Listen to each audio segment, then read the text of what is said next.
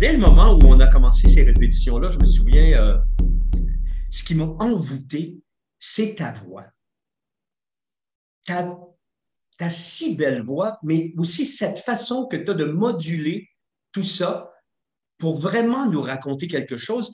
Et je me suis dit, ben voilà, c'est pour ça que je veux amener ça sur scène, parce que ça prend une autre dimension. Parce qu'on pourrait se dire, bon, ben oui, ben j'irais la voir alors qu'on peut acheter le livre. Ben, se faire raconter une histoire, ça ramène à l'enfance tout de suite. Hein? Oui, On se place comme un auditeur, un spectateur de 5 ans.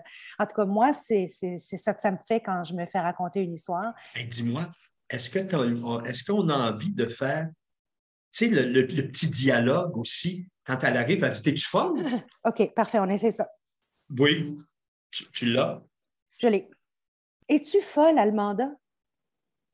Ma tante était une femme humble et travaillante. Je ne l'avais jamais vue aussi le ton. T'es pas pour marier un Indien? Tu sais comment ils sont, les Indiens? Il y en arrache dans le bois.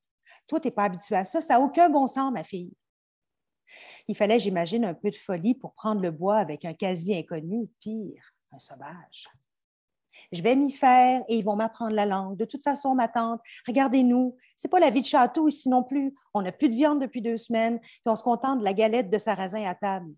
Puis vous le savez que je n'aurai pas de dot à offrir pour me marier. Alors, quel est mon avenir ici? Sans doute ma tante avait-elle peur pour moi.